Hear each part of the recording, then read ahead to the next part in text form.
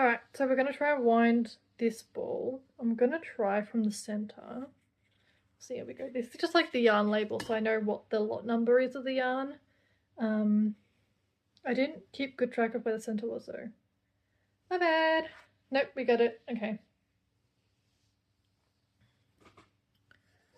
So our goal is to maintain even tension. I don't want to be pulling it too taut because then it can stretch out the yarn, which is not what I want, because if it's too stretched out, it'll actually change like the, won't change the ply of it technically, but it'll be thinner, which isn't great. But I don't want it to be like loose like it was yesterday. So I'm just going to use my hand to try and control the tension, and we'll see how we go.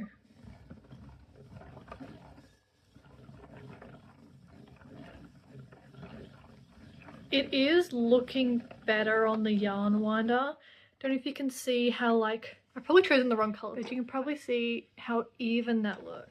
It's much better.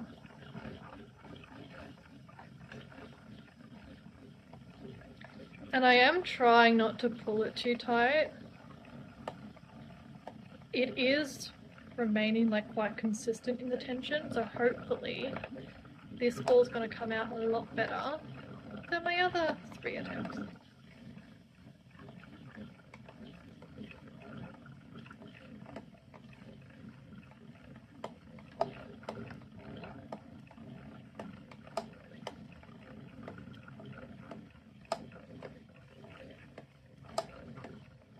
Looks like we're more than halfway. That's really good. No problem so far either. Like, because I did wind this one yesterday, it is a lot smoother than what the skein was originally, because the Four Seasons Marble skeins I normally work with, they often will have large parts of yarn barf in them that you have to untangle. So it's just going a lot smoother than yesterday. Is it? Hey look, it's like lifting off the bottom. Hang on, just go down. Nope, I can't put it down. Okay, I'm gonna leave it. Maybe that's the intended look, because it is a slightly tighter tension than it was yesterday. I hope it doesn't go flying off. Surely it won't, surely.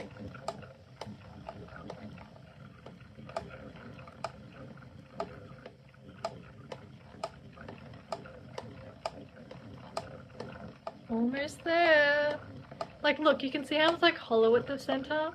That's sort of why I don't like using a center pull when I'm crocheting, because then it can like knot a lot, especially if you don't use all your yarn. You only use like a third of it or something. Oh, it has slightly knotted in my hand. Not fully knotting, but just like catching around itself.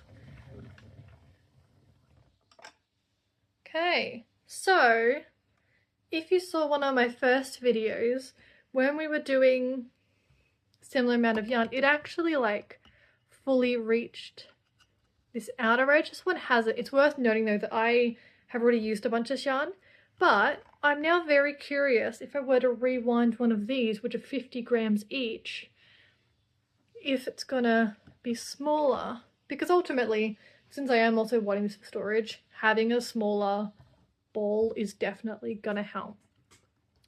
Let's just take this off. Ooh, that's so much better. Oh, that's totally what I wanted. It's so much more compact. You can still like slightly squish it, but compare it to this one.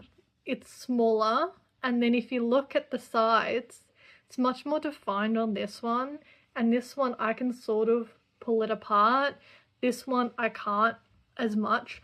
So for storing, this is going to be so much better. Also, like, the center hole has slightly closed. I was going to put this in, I totally forgot.